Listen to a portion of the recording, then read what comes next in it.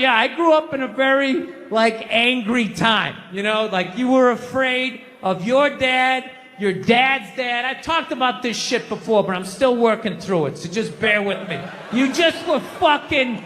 Yeah, like, I love seeing kids nowadays loving their dad. Like, Dad, what's good? Want to go play, Dad? Let's go ride bikes, Dad! Dad! Yeah, when I was a kid, I was like, Dad, fuck, Dad, fuck! Run! Open a window! Mom, what did you see in that? Fucking lunatic, right? It was absolute fucking lunacy. And not just my house. I love my parents, but it was just the time. Like, everybody was fucking crazy. You were afraid, and people could put their hands on you, and other people's dads could hit you, and then you come home, oh, what the fuck did you do? I'll fucking hit you first. I'm just nuts. Teachers would grab you, dig their nails into your fucking neck. She'd come home. Well, she wouldn't have done that unless something fucking happened, right? It was all of that shit. Yeah, me and my siblings, we all beat the shit out of each other, you know? And then we all teased the dog, and the dog bit all of us, and we never got rid of the dog. One time the dog bit me in the face. I was fucking with it. It was eating it. I was like, and it just latched onto my face and was like that. My dad had to stitch me up and everything. We still didn't get rid of the dog, you know? Oh, he's a good dog. He had a moment. Jesus Christ. Well, Jesus Christ, you shouldn't have put your goddamn face down there near the fucking dog's there. McDonald's exists for two reasons, okay? It's for drunk people and it's for children, all right? That's what this thing is. You know, you're in your car, your kids won't shut the hell up, you go to the drive-thru. You go to the drive-thru, you get a couple of poison burgers, you throw it down their throats. Their little systems can't handle it. They start nodding off. And you're up front, you're bigger, you can handle a bigger dose of poison, you know what I mean? Pop in your Def Leppard cassette, you have a little moment for yourself. Yeah, that's what it's for. It's for your kids, and it's for drunk people. Like, how many times have you driven out to a bar going, I'm just gonna have one, all of a sudden you had like 11, right? And you're hammered, and you're thinking, but you're responsible. You're drunk, but you're responsible. You're like, God damn it, I drove my car here tonight. God damn it, I'm driving it home, all right? I'm not gonna burden this place of business by taking up a parking space in this completely empty parking lot for the next 6 hours. Now, I am not advocating drinking and driving, but I will tell you, there's nothing better than when all your friends and family know you're hammered. There's nothing better than that walk to the car. It's incredible. Women are screaming, people tearing at your clothes. You feel like you're in the Beatles. Oh my God, no! Stop! And you're like, no autographs! I'm sorry, I have to go! I'll be back! Get him off me! I'm not saying these people are right, and I'm not saying that I'm right. I know I'm a fucking moron, you know? But that Duck Dynasty guy, I know what he said was wrong, but I don't get the shock. He said that homophobic stuff, and people are like, can you believe? Yeah, I totally can believe it. If I was in Vegas, I would have put 90% of my shit on that he was gonna say it. I'd give him a 10% benefit of the doubt, just in case. Are you seriously shocked some redneck with a beard down to his dick, sitting in a boat in the middle of a swamp, shooting varmints? Like, what did you think he thought? Did you think he had like some progressive ideas on same-sex marriage? Yeah. Didn't he think exactly what you thought? He thought, you know? I think all of that shit comes from the church. They just fucking brainwash you. You know, you come, no, don't clap, don't clap. I don't read. I don't read. Follow someone else. I'm telling you, they brainwash you. Come into the church, your brain's all empty. They just fill it up like a jelly donut. Just brainwash you. Say what we say when we say it. Say it again, then you can go home to your toys. All right, I'll say it. I'll say it again. Now can I go home to my toys? Right? And you repeat everything they say. The good, the bad, and the fucking horrific. They stick a star in your forehead. You're a big boy. The big people like me. You get on with your life. So I'm on the road, right? I'm in Reno. Great gun town. So I go down to their little gun store, right? Come walking in, there's some redneck there. I'm like, hey man, I want to get a gun. He's like, I hear you. What you looking for? What you want? Mossberg, over under, 357 Magnum, right? Starts rattling off all this gibberish, right? I don't know shit. I'm trying to play it off. I feel like a bitch because I don't know anything about guns. So I was like, what do I do here? Hell, I'm going to go with honesty. I go, look, dude, I don't know anything about guns. They terrify me, but I'm worried about the zombies. All right? Dude's just like, you need a shotgun. You need a shotgun, man. It's got a good spread. It's easy to load, doesn't have a lot of working parts, got a good spread. He kept saying that. It's got a good spread. I'm like, what does that mean? He goes, well, it means you ain't got to be that accurate. It's got a good spread. Further away you are, the more shit you hit. Got a good spread. In fact, you got a problem over here, you ain't even got to look. You just turn, wow, that's it. You ain't got a problem over here anymore. Anything that was even remotely a problem ain't there anymore. Trust me. And then these people here, they saw what you just did here. You ain't got a problem here either. Gentlemen, 90 degrees taken care of right there. One shot. These people get smart, flip it over. Wow, that's it. It's got a good spread. One time she was watching this show. It was like a poor excuse for The View. And they started talking about domestic violence, right? For the 9 millionth time this year, they're talking about domestic violence. Just in case, you didn't get the memo, Evidently, just some people didn't get it. It's not okay to slam your wife's head into the cupboard drawers because she didn't dry the can opener off properly, It's gonna fucking rust, right? How do you not know not to do that shit? Do they really have to keep talking about it? It's like wife beaters watching. Oh, fuck! Now I get it. Ups a daisy, sweetheart. Here we go. There you go. Oh. So at the end of the hour, they come to the logical conclusion. They're like, there is no reason to hit a woman. There is no reason to hit a woman. And I was just like, really? I could give you like 17 right off the top of my head. You could wake me from a drunken stupor, I could still give you like 9. Dude, there's plenty of reasons to hit a woman. You just don't do it. But to sit there and suggest that there's no reason. Dude, the level of ego behind that statement.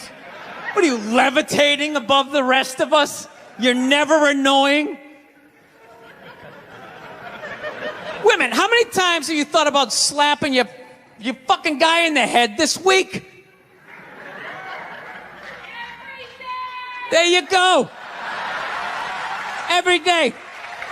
You didn't do it, right? Oh, dude, it drives me nuts. There's no reason. There's no reason. Really? No reason? How about this? You marry a girl, you fall in love, you buy her a house. You go to work every day, paying off the house. You come home one day, she's banging the next door neighbor, hands you divorce papers. You got to move out, sleep on a futon, and still pay for that house that she's going to stay in. No reason. I'm not saying you should do it, but there's plenty of fucking reasons in that arc of a story.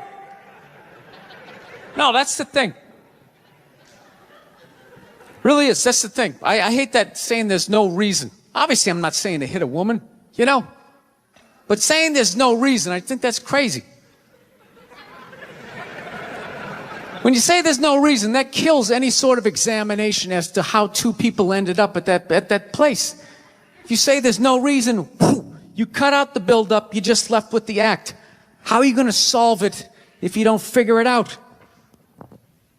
Look how awkward it is in here right now. I said you shouldn't hit a woman. I'm just saying, how come you can't ask questions? You can only ask questions about what the guy did. You can never ask about the woman. Why is that? Why is that? What is that? What does answer him right mean? What does that mean? Are you the idiot who got up halfway through the special during the bit and you're like walking around like I'm not fucking taping a special here? What's wrong with you? What's wrong with you? Fucking had to ignore all of that and now you're gonna like yell out? And not only that, yell something that makes no fucking sense whatsoever. Answer him! Answer him! Every fucking special I do, there's always one. Always right down the fucking middle. Talking about hitting women, sweetheart. And I think you just added another reason. Jesus fucking Christ. I love this. I'm not even in a relationship with her, and she's fucking nagging me.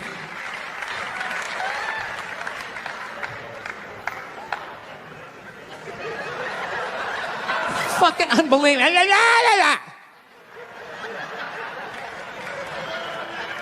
Look, I understand hitting a woman's a bad thing, okay? Well, how come you can't fucking ask questions? I just don't understand. Like, if I get bit by a rattlesnake, wouldn't you guys have some questions? Right? How did it happen? Did you not see it? Were you fucking with it? How did this snake get so mad it almost killed you? Firemen put out a fire. They don't just drive away afterwards. They sift through the debris. How did it start? Here's an oily rag, right? Look, I realize I'm coming off pretty ignorant right about now. I realize that. Let me extend an olive branch then, okay? I realize that there's some animal guys out there, okay?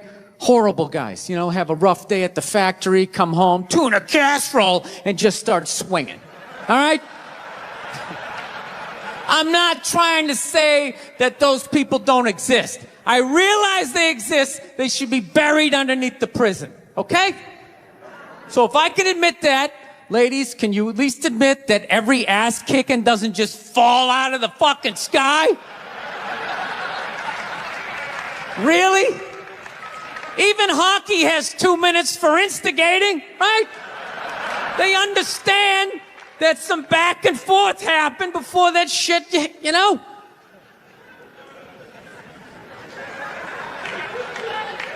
You know what it is? It's every case is handled like that Rihanna one, where they just say, the guy's a piece of shit, fuck this guy, blah, blah, blah, send him to jail, and then they never ask anything about that. You know, I'm not saying he should have done it, but I'm just saying. I'm just saying, dude, in your heart of hearts, what do you think was going down before that happened? You think she was just sitting there going, oh my God, Baskin Robbins, you want to get some ice cream? And he fucking,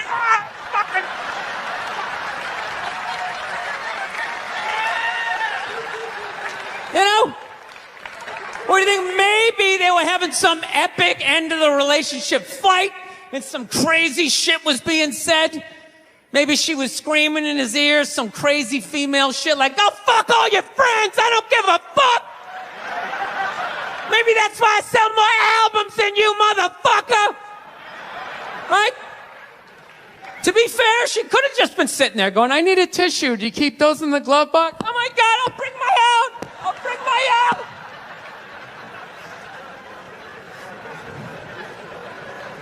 Now fuck that, because you know what it is? They never address how women argue. which I think is a core of a lot of that shit. You know? And I gotta tell you something, man. Like, I never knew how women argued. But after 20 years of losing every significant battle in a relationship, I finally figured out how they argued. I'm gonna tell you something. I'm starting to turn this franchise around. I have begun a winning tradition. This is how they argue, as far as I can tell. All right? If they're right, they argue the point. And they stay on point and make sure you stay on point until you're down on your knees, apologizing, begging for forgiveness. All right? No problem with that. Totally respect it. But here's the thing. If they're wrong, they go rogue. They go off-road. They start thinking of shit you're sensitive about. Maybe you don't get along with your dad. And in their head, they just start concocting this evil statement. Totally designed, this desperate Hail Mary attempt to make you so fucking mad, you just call him a cunt. That's what it is. And cunt trumps all the bullshit they did to start the argument. Now it's not about that. Well, that's no reason to call me a cunt. And then that's it. You're in this room now, right? And they won't hook up with you for a couple of days. Who cares? Who cares? You rub one out. Rub one out like a man. It's the champagne of victory.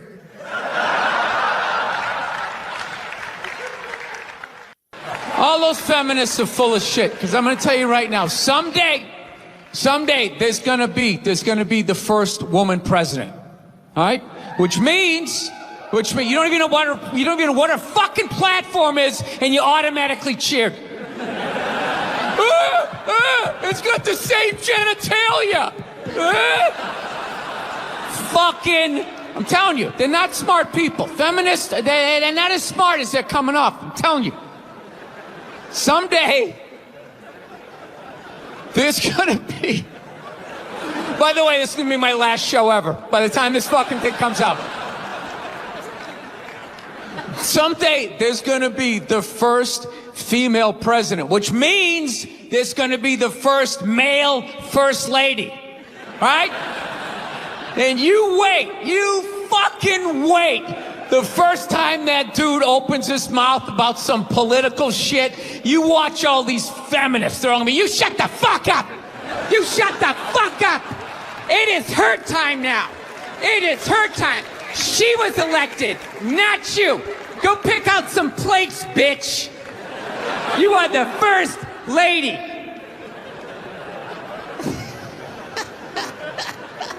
He's gonna get treated like Tom Arnold when he was with Roseanne. Secret Service name will be like Appendix or Doesn't Matter. Not worthy of protecting. Just entered the Oval Office. Not worthy of protecting. Look, if you're being a dick, apologize. But other than that, yeah, go fuck yourself. Yeah. Everybody getting in trouble. Like a bunch of children. I was doing a gig in Dallas and some waitress wrote on a piece of chalkboard. She goes, "We like our beer the way we like our violence. Domestic." All right? Yeah, I gotta tell you something. That's a great fucking joke. There is zero fat on that. You need every word of that joke. You take one word out, it doesn't work. Perfect joke. So whatever, nobody gives a shit. One person comes in, they don't like it. They ask the manager to take it down. He's just like, hey, that's our sense of humor here. Have a beer, go fuck yourself. That's what we're doing. So she takes a picture of it, she puts it up on Facebook, and all of a sudden people start complaining, and they fired the manager and the waitress. Because of that. Yeah. I don't understand.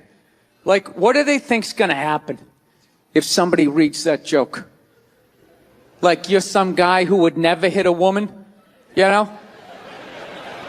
Would never hit a woman. You can't hit women.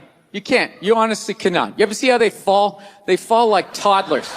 It's like they never fell in their life. They never put their hands out. It's horrific to watch. You can't hit them. Right? So what are you telling me?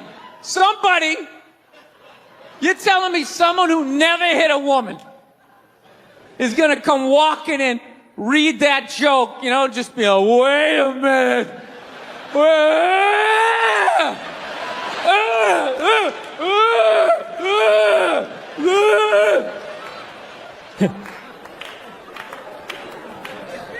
Actually, I got a couple of friends of African persuasion, and I gotta get rid of them, man. I gotta admit to you. I'm finding I'm spending too much money on clothes hanging out with them. Because I gotta like fucking try to keep up with their wardrobe. It's like every time they go out, they got all brand new shit on. All brand new shit. So when I show up with my white version of brand new, which is, you know, I basically, I ironed the shit, right? I ironed it, right? It's new. They just start trashing me. I can't keep up with them, man. They got like fucking 58 pairs of sneakers.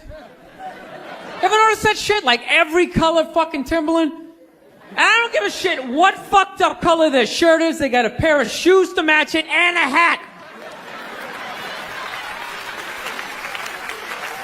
It's like a rule or something.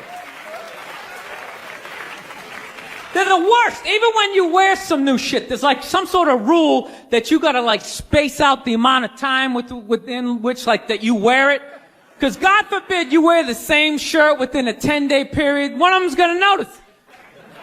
All of a sudden just look at you funny like, this motherfucker's got the same shit he had on last Tuesday.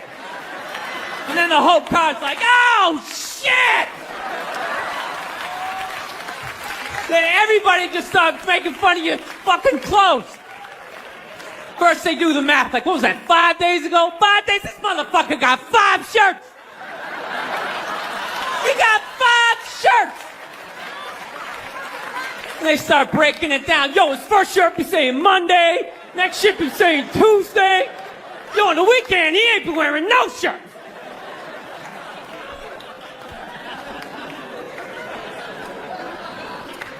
I'll tell you, it's actually funny. You know what? That's actually how I judge black guys now. When I first came to the city, like, all black people scared me. No, I was like the typical white dude from like the suburbs, you know what I mean? Had no frame of reference, you know? So my only frame of reference with black people was like, remember those early 90s gangster rap videos? Throw the fucking LA riots in there, man. It was fucking horrible PR. I'm watching the videos, look, he's got a nice car, he's got all the women, and he's still fucking mad. These black dudes are never happy. But after 10 years of living in this city, this is how I narrow it down. Whether a black dude scares me or not. Black dudes with dirty sneakers scare the fucking shit out of me. No. I figured out in my head, because I know from hanging out with them, that's the last shit that they're gonna let go. The immediate shit that they have on. So I think, you know, if his sneakers are fucked up, that means his life is fucked up. Every time he leaves his building, the whole neighborhood, oh, shit! Everyone starts making fun of him. He's on the train in a bad mood. I kind of have this howdy-doody, kind of mug-me kind of face. I'm not saying something's gonna happen, I'm just saying, I'm paying attention. So I've been seeing this girl recently, this black girl, right? She lives up in Harlem, you know, gone out like 3-4 times, you know. First time we hung out in like the Village area in New York, you know, which is sort of like a racially mixed area. So shit was cool, you know what I mean? Second time we hung out was more like Midtown, you know. Then the third time, she called me at like 3:30 in the morning, and she wanted me to come up to her apartment, right? So it's 3:30 in the morning, she lives in Harlem, I look how I look, so it's a fucking situation.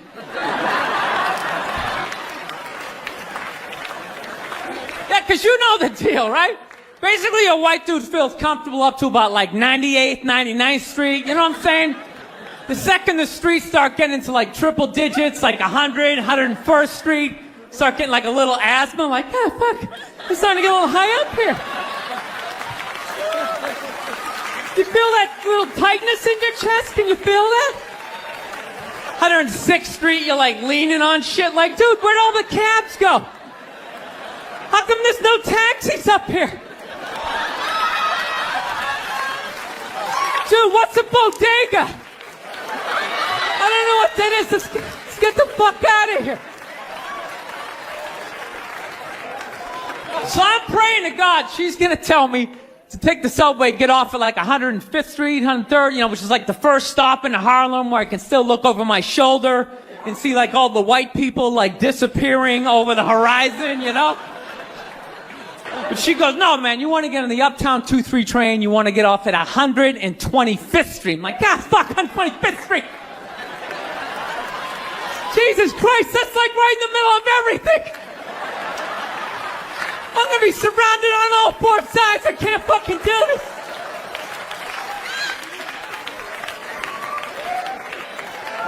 So, at this point, I'm really trying to hide like the bitchy tone that's starting to creep into my voice, And I'm trying to ask for really specific directions for when I get up there, because I want to know exactly where I'm going.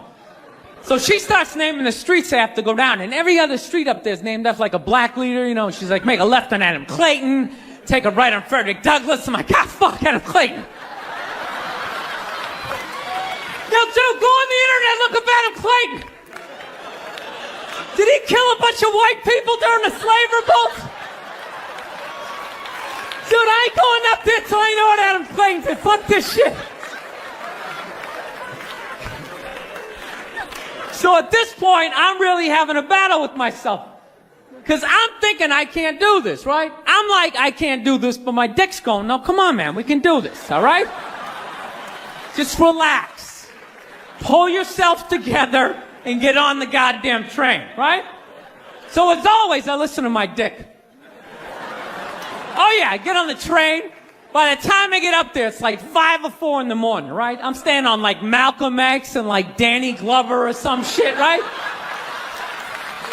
I don't even know where the hell I'm at.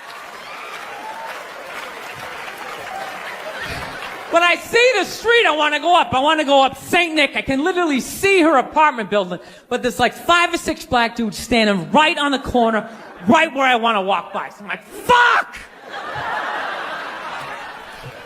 I felt like I was on like some reality show at that point, like some sort of like white guy survivor. It was ridiculous. So I'm thinking, I gotta walk right by these guys, right? You know what's funny? I think that they were actually more surprised to see me than I was scared, And I was really, really scared, but I'm also really, really white, Like shockingly Caucasian. You know what I mean? Like if you're not ready for me, I can like surprise you. No, especially if you live up there. You've probably seen a white person for hours, possibly days. So when I show up, it's almost like magical. Like a leprechaun came out of nowhere, Felt like I should have like a little pot of gold, like a rainbow behind me. Top of the morning to you, latte. Kind of dance my way past them. But it's been going all right, Once I get in her apartment, I'm fine, I relax, sit down, watch a hip-hop countdown. Pretend like I know the groups, you know what I mean? It's just getting there that's a fucking pain in the ass. But, I don't get mad at it, because I figure, black dudes got to go through the same shit, though, right? When you go out to the suburbs, go fuck a white girl, right? Just that same awful feeling of just leaving your people behind, just less and less of you as you're fucking driving out there. Probably start off lean and you're all fucking cool. 20 minutes in, you're driving like 10 and 2, the radio's off. Like, dude, I don't like this shit. I don't like this shit at all. There's too much grass. I don't see any rims. This is fucked up. None of the windows are tinted. I can clearly see white people in every car. This is fucked up. Listen, you guys were awesome. Thank you so much for coming out.